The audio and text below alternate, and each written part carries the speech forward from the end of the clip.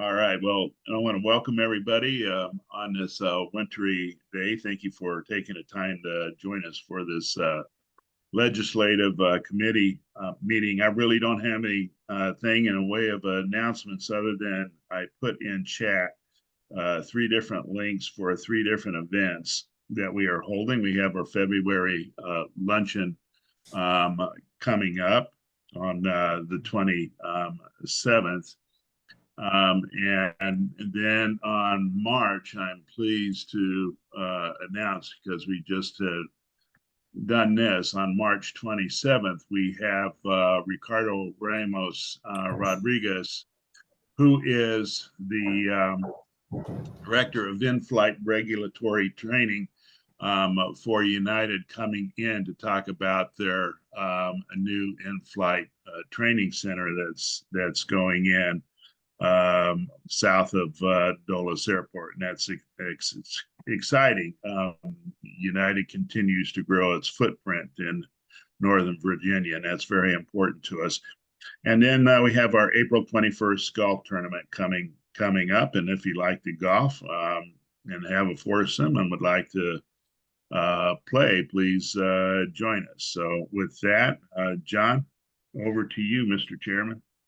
Great. Thanks, Scott. Appreciate it. And the golf is going to be at Westfields? At Westfields. Yeah, that's always a big draw. That's a great course. We're not switching until we end up with bad weather. This will be our fifth annual tournament, and the first 4 years we've had excellent weather. So, yeah, that's awesome. Well, thanks, Scott, and thanks everybody for joining us. Thanks for the folks that are watching us on Zoom, because you couldn't plug in with all the busyness with the snow. Today we're going to take a look at the local, right? What's happening down in Richmond. Michael Cooper's down there with us, and then Marcus is going to talk about the federal and where we're at. It's a chance for us to just pause and think about where we're positioning our organizations, our businesses. And we all know Michael Cooper is friend of Committee for Dulles. I would get fired as the chair if I didn't have Michael, because for malpractice, because Michael is the voice. You're it, Michael. I mean, you know it. And you've been telling us, right? You've been talking about the airport. Obviously, MWAS, kind of is the airport. But the benefits, and I've been at 2 o'clock in the morning with you in testimony at boards of supervisors and whatnot on the importance of the community and what the airport means. And Scott just mentioned about United building this training center. I pass it every time I go to church, and I watch the build out. It's really exciting when I think about the number of folks and what it does. And it really, in the back of my mind, it comes back to what Michael's been telling us all around. The benefits are not just on the campus. It's about the community. It's about the region. So, Michael, by way of transition, just want to say thank you. Stay safe down in your travels to Richmond. But yeah, what's happening? What's going on? Thanks for joining us. You're very welcome, and thanks for the invitation. It's always a pleasure to be here at the Committee for Dulles, and certainly John and Scott and others on this call. We've certainly seen each other at 2 in the morning, and it's not always a pretty sight. So we're real glad to be with you today at a later hour. So before I begin, I just want to kind of level set kind of the bigger elephant in the room. And, we need to acknowledge at the outset what occurred at the end of January at our sister airport at DCA when American Eagles Flight 5342 and a Black Hawk helicopter collided over the Potomac River. The airport's authority, certainly the Committee for Dulles community, and all of us are aware of our local, state, and federal impacts of this incident on our area families, associated families in across the nation, and certainly in Kansas, our aviation community, and the individuals most closely connected with this event. So we want to thank our local, state, and federal partners for their numerous expressions of support, mutual aid, and recognize that our thoughts and prayers and continued solidarity remain with the families and all involved. I am obligated to sort of report a little bit on the fact that, as you're probably aware, that all the individuals who were involved in that crash have have been recovered and positively identified, and recovery and salvage teams are finishing their operations in the Potomac. Those salvage efforts were underway for some time, as you know, and they're subject to the tidal flows and weather conditions in their operations. So I do want to also acknowledge that the National Transportation Safety Board is now leading the investigation into the cause of the accident. NTSB has been leading it for quite some time now, and they continue to examine the data from the recovered cockpit voice recorder and flight data recorders. It's important, though, that I also note that the Airports Authority has been made party to the NTSB safety investigation. And so for the purposes, we've been made a party for the purposes of providing technical assistance to NTSB's evidence documentation and fact-finding activities. So until the NTSB adopts a final report, they'll be coming out with a preliminary report shortly, a final report, all parties of the safety investigation, including the Airport Authority, has to refrain from publicly providing any opinions or analysis of the accident or from publicly commenting on the possible findings of the investigation. And with that in mind, there's always questions. Please feel free to contact me or any member of the Airport Authority team if the Committee for Dulles has a question or need. And again, our thoughts and prayers remain with the families of those we lost on January 29th. Obviously, that event kind of overshadowed a little bit of our work here in Richmond, but I will tell you that our work in Richmond this session actually began several years ago and certainly ramped up last year. Two of the biggest bills that the Airport Authority has been following is the HB 1706 and Delegate Bulba and Senate Bill 1210, Senator Pekarsky. Those are the real estate disclosure bills for Dulles Airport and any airport around the Commonwealth. And it's really important for the Committee for Dulles to sort of remember and recall that this bill has a fairly long local and state legislative history that, in summary, began when the Loudoun Board of Supervisors, who under Scott's leadership, his successor's leadership, and previous leaderships of the Board of Supervisors and members, always did their level best to protect Dulles Airport from encroachment. And residential encroachment is just the death knell for the economic impacts of the airport. So we always want to kind of balance the community's needs for certainly housing in the area and also the need to continue to growing a major international airport that's only about half grown so far. So with that in mind, we amended some noise contours that we knew were changing because of some FAA's use of flight changes in the national airspace system some years ago, and it was a very inclusive process when we reviewed those and presented them to the Loudoun Board of Supervisors, who updated their airport impact overlay district and then incorporated that into their local land use plan.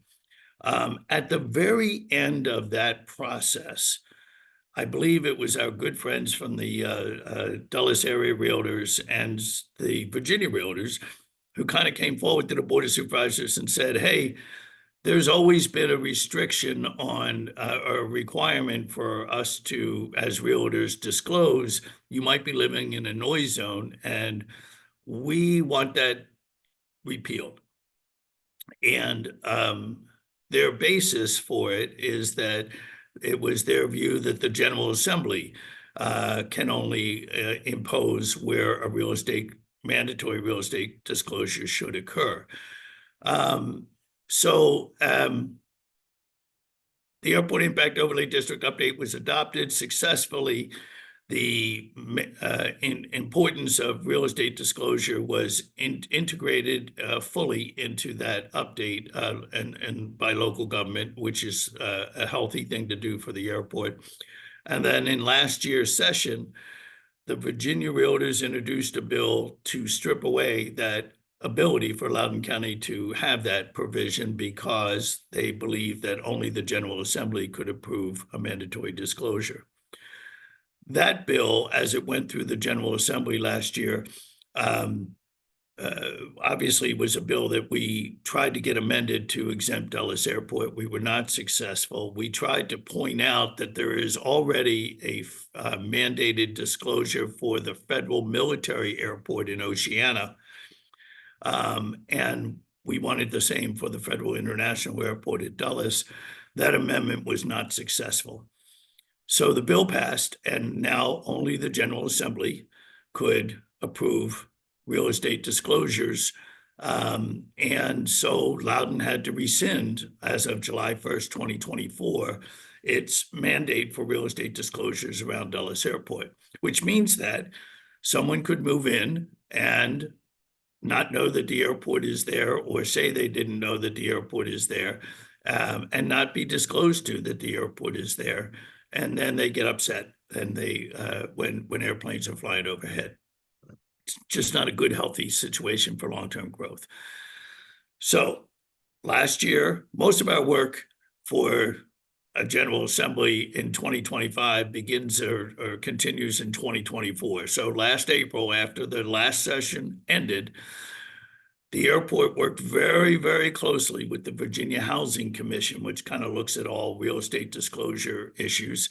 And in conjunction with Loudoun County government, we eventually ended up with an approval from the Virginia Housing Commission, which includes the realtors, on a bill framework that says this: the HB 1706 and Senate Bill 1210 say that the real estate disclosure for any Virginia airport will be included in the statewide form that realtors use called the buyer beware form.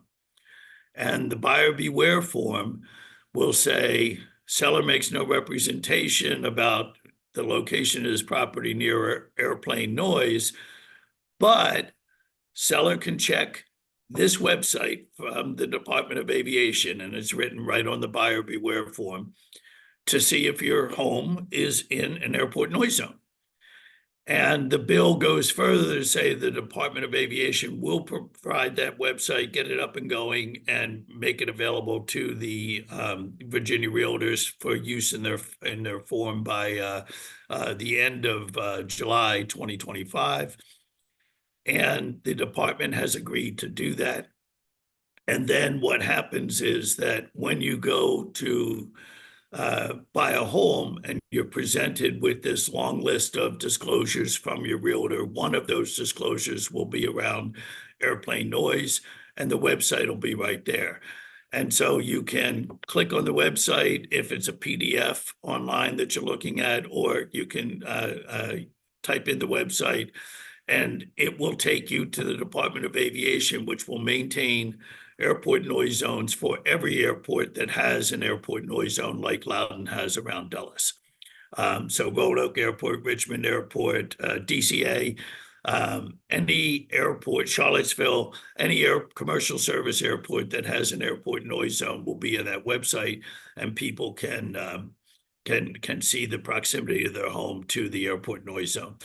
The other additional thing about the MWA website is we're modeling it after what Loudoun County does right now. In Loudoun County, if you go into their planning and zoning website for their airport impact overlay district, and you want to type in your address, you can type in 123 Anywhere Street, Loudoun, Virginia, and it will zoom in to that location using GPS, where you can see that location in proximity to the airport noise zone. So we're going to do the same thing for Dulles and Reagan National Airport. That'll be what's on the website. And that bill is proceeding through it passed the Senate a couple of days ago. And the Senate version is currently on the House floor, and we expect it to pass. The bills have previously passed each respective House prior, and that's our biggest bill for this session. So I want to pause right there and see if there's any other additional questions. I have some information on some other bills, but let me just pause there for a moment. Thanks, John. Hey, Michael, that's great news. I really, that's a win-win.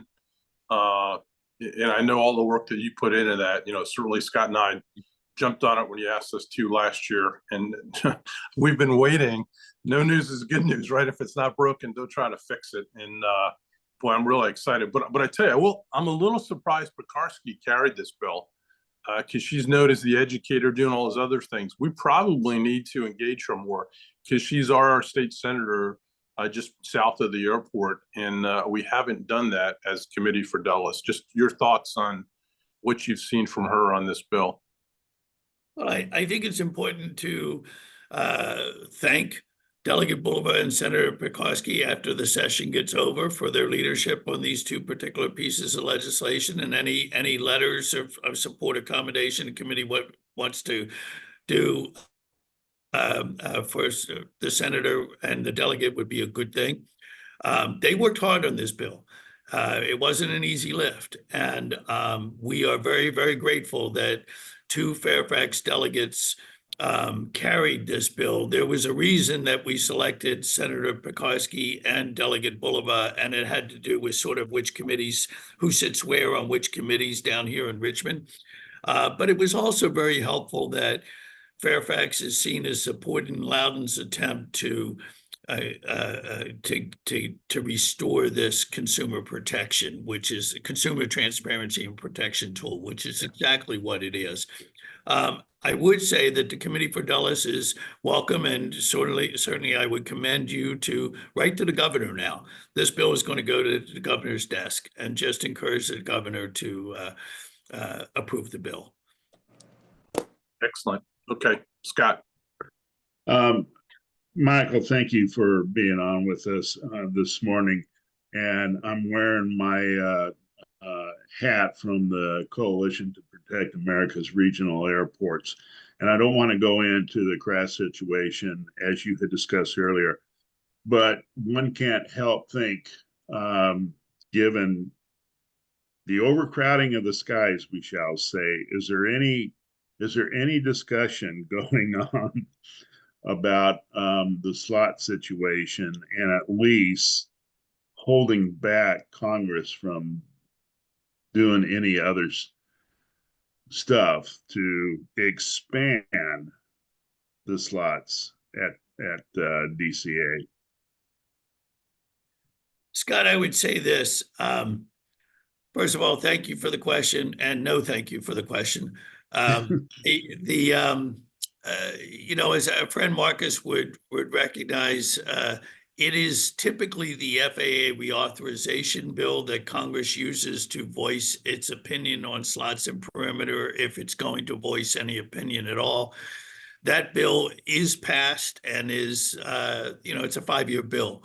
So unless the Congress chooses to intervene again in a bill that it just passed in 2024 that's not up again for 5 years, I would hope and expect that there is no further discussion within that framework for matters related to slots and perimeter.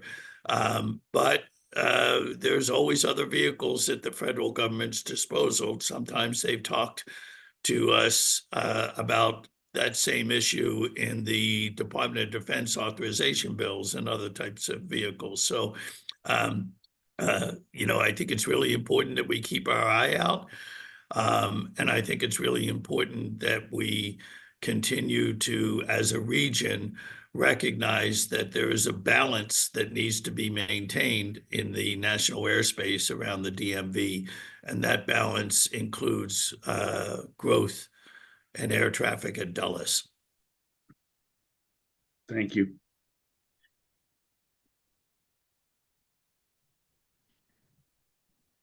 Okay, Michael, anything else? Yeah, I would just simply say that there's a little funding bill that I'll just share with you that's in the state budget right now. There were 2 bills that were introduced related to related to some structural issues that needed to be changed for the Department of Aviation's allocation of airport funds.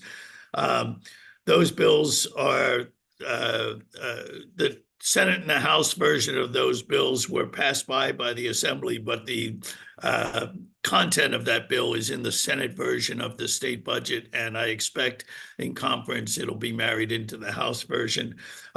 It's a good bill for airports statewide, and it's a fine bill for Dulles. It really doesn't give us a huge boost or anything, but it fixed some structural issues in how the Department of Aviation allocates funding statewide, and we're supportive of all of our sister general aviation and commercial service airports in seeing that done. So that will be it for the moment. And when I get back from Richmond, if there's additional questions on other bills that we address during this session, I'll be happy to entertain those questions at that time. Awesome. Thank you, Michael. Hey, before we turn to Marcus from the federal, can I just, any whispers about cargo? I know there was some discussion from VDP about working with the governor, coming up with an MOA or MOU. Nothing needed in legislative, but just wondering if your thoughts on the cargo at Dulles. Yeah, John, it's funny you should say that. I heard, as you did just before session, a few more whispers.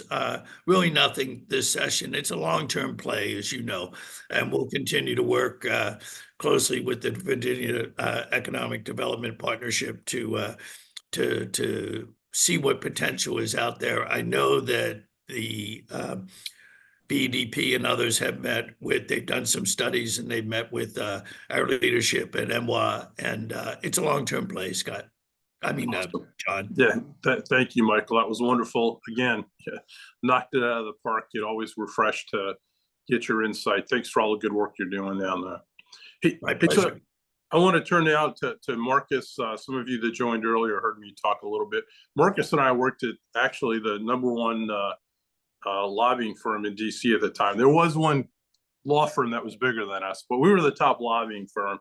And Marcus has been around the transportation business and all the things that happened there.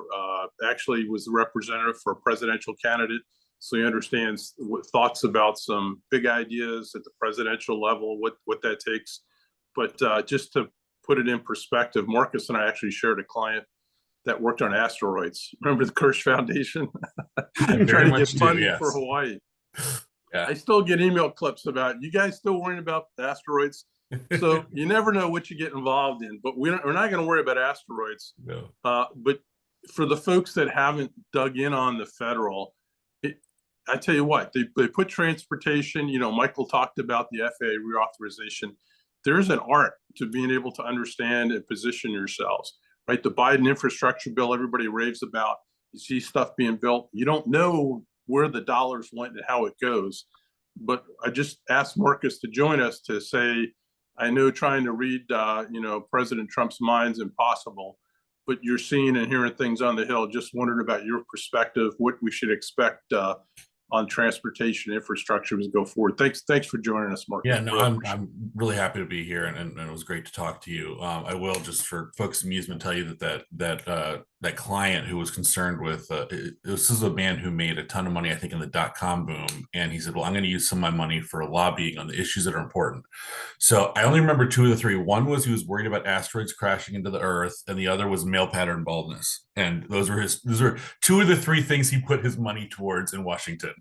So, you take the clients as they come, I guess. But anyway, yeah. So, I think at this point, you would have to be living under a rock to not see the Trump's first couple of weeks here back in office have the playing field has changed.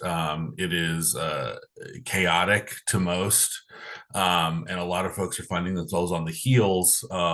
Even members of Congress who are used to sort of driving the agenda here, or at least having some sort of partnership on these things, are sitting back and just waiting to see what's next. I was up on the Hill a bunch last week, and the general sentiment, sort of the question you're hearing a lot is, well, what are you hearing? What do you think he's going to do? What are you hearing? What's next? It's a lot of rumor mongering from a position of members of Congress and their staff wanting to be a little knowledgeable of what's coming. Federal employees, a lot of folks are feeling really stressed, not knowing if their agency or their job is going to be there tomorrow. It's definitely a new world. President Trump came in with some big ideas, so to speak, his first time around, and but there were more challenges in terms of getting staff in place, figuring out how to do this and how to do that, and they really straightened that out this time. And they're going through the flurry of executive orders that really do have a lot of folks reeling. And the norms that we get used to things aren't necessarily going the way that they typically do. And so again, there's a sense of unease. I talked to a member of Congress at an event last week who said, we're talking about this issue, and he said, sometimes it's better to be sitting around the campfire than to be in the campfire. And this was a Republican member of Congress, and he was just like, "Listen, man, I don't want to get in the line of fire here. We're seeing where this train is going, and I'm going to be sort of observing at the moment and see where things head." But if things are to go as the timeline typically does, the transportation reauthorization bill gets done every 5 or 6 years. So you guys probably remember at the beginning of the Biden administration, one of the top priorities was the IIJ, the Investment Infrastructure and Jobs Act. And I think that got passed in 2021. And so we're looking at, you look at like that 5-6 years, and we're coming up to the point right now where that is on the agenda for the relevant committees in the House and Senate to start getting prepped for this next transportation authorization over the course of this Congress right now. So 2025, 2026. However, we are being very careful with schedules right now. It has been 30-something years since Congress got all of their funding bills done on time without having to pass any sort of extension.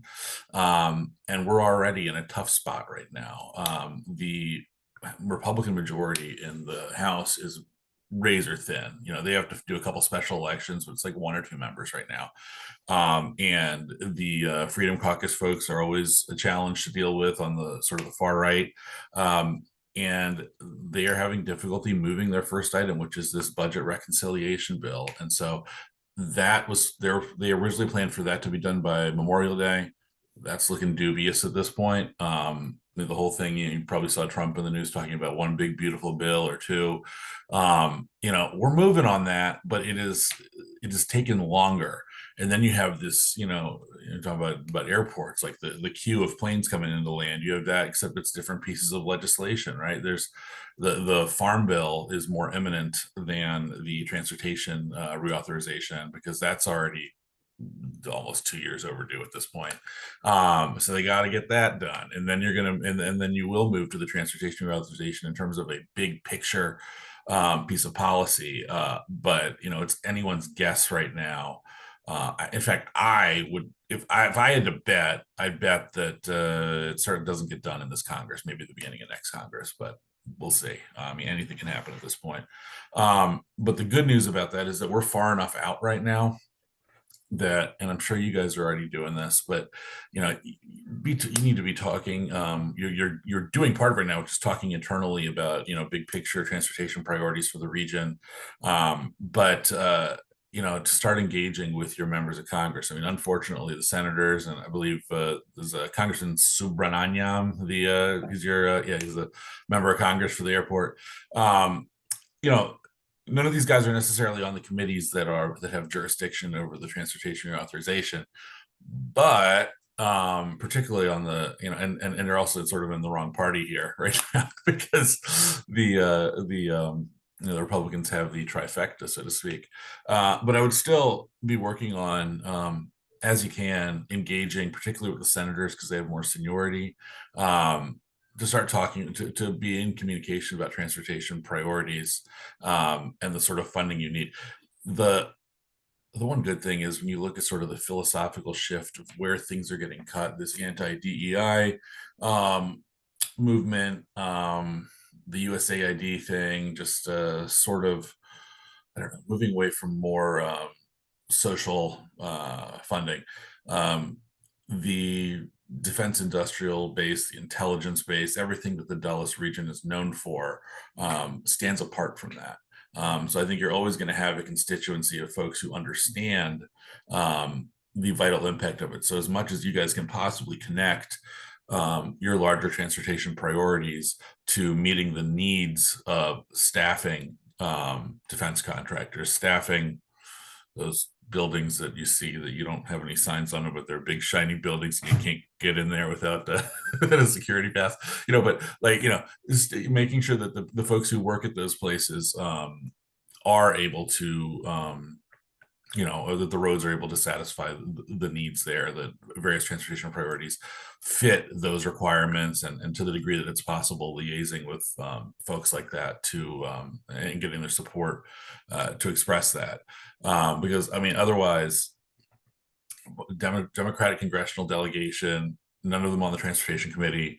It's a little bit of a lift right there, but it certainly can be done. Just got to leverage the assets that you have, and unfortunately, we mentioned the unfortunate accident at DCA. There has been a lot of talk about, as we just, I know we talked FAA reauthorization, but yeah, about the perhaps overloading at DCA, needing to get, sort of undoing that legislation that was that part of the legislation that added flights to DCA and moving some stuff to Dulles. I don't know. Anything's possible with Trump, but I think that they've already sort of tried to directly address any policy points related to the accident through the immediate aftermath with talk of ramping up air traffic control technology and staffing and all that sort of stuff. But hey, Marcus, one of the things that was, I was struck with, and the whole process, we don't have any major asks, right? Like typically we had clients, would come in, we'd have kind of the plan and what they asked or how much. We don't necessarily have those. We're different because we're a federally managed airport, but we've got lots of folks, right, that have engaged, right? United Airlines is growing. They've just put in a training center you heard about south of the airport. You look at the Silver Line, right, over 2 million passengers through that DC, through the airport stop. It's a great story about the investment and the return to folks. But I tell you what, if you're not in there now, conditioning and thinking about those opportunities, because as you might have heard with Michael, we're thinking about expanding cargo. There's a real need for cargo. When you start thinking about moving things around, there's limited cargo capability. Most of it's in the north, in the snow belt north of us, that just shuts down, right? So there's some real opportunities for us and for our members. But, as the legislative committee guy, I'm just looking for you to go, yeah, that's what you're supposed to do. We got to be in there now to begin to, it's like fertilizing the ground before you plant the seeds. If you're not in, you can't wait till the end and go, oh yeah, we do need help. We need to be thinking now, even at the point of putting stuff in that we don't expect to get in or get passed or get a couple of dollars on appropriations, but at least try and shape it. It's going to be better when it really counts and we have a chance to do that. Yeah, and what you don't want to do is, whether it's an appropriation cycle or the transportation reauthorization bill, you don't want to look at it as things are wrapping up and saying, man, we should have done this, we should have done that. One of the things that at the firm where John and I work, we would do these things called resource inventories when we started with new clients. And basically was you go sit with them for a day and talk about everything. And it's, well, who does your subcontractor know? Where are they located? Who do they know? This part of your business, that part of your business, turning over all the stones so that you can harness all the sort of support necessary to really make a persuasive case on an issue.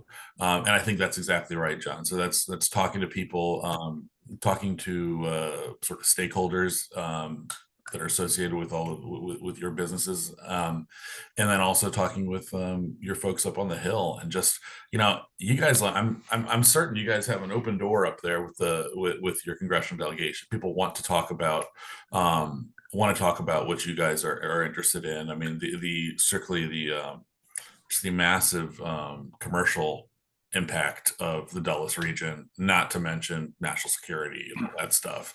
Yeah. You know, you got an avenue to talk to these guys, and I would certainly take advantage of that and be up there as much as you can, reasonably speaking, just to let people know what your, you know, you might not have like a big ask, but what your general priorities are and what you're hearing, because that's really valuable information. 28,000 jobs Yeah. at and around the airport. I mean, that's pretty big. That you'd That's- love for that to be in a community where you had manufacturing. Yeah, you'd be up there bragging about 28,000 jobs. We've got 28,000 jobs on the campus and in the hotels around it. Yeah, and and you know, and also quantifying all that data, you know, having a sheet with just stats and information like that, that you can you know, hand out to folks, or at least just have at your fingertips, having all that data in front of you to use in these presentations, or just even in discussions, is critical. It tells the story a heck of a lot better than just a narrative explanation. Just, you know, talk about 28,000 jobs around Dallas associated with the airport. That's amazing, right? And here's why we need to keep it. And it's still a growing community too, right? That number is only going to get higher. So, yeah. That's awesome. Hey, Marcus, that was perfect. And in fact, you know, Scott York, we've been talking about coming up with the data sheet and the value proposition that we can share with members. So we all have we have the correct numbers, and we're sharing those with folks. And, you know, coming from the expert, Marcus on the Hill, that's something we got to double down and make sure we get that out to folks. You know, I saw Congressman Torres recently, and he reminded us of Mayor Koch. I grew up in New York City. Okay. And Koch says, hey, if you agree with me 8 out of 12 things, that's pretty good. If you agree with me 12 out of 12 things, you should have your head examined. And so I think trying to get into the president's head and what he's doing and try to anticipate, we're not going there. I don't think there's any reason to figure it out, but we do have to be prepared, right? It's offense, defense, understanding what's there, having the facts, having the data, and being able to share that. Certainly, you know, you're here, you've used Dulles Airport. And, you know, we appreciate you kind of thinking through and sharing what you're seeing up on the Hill. Pat, are the bills, are the finances, government shutdown? What are you thinking is going to happen here in the next couple of weeks?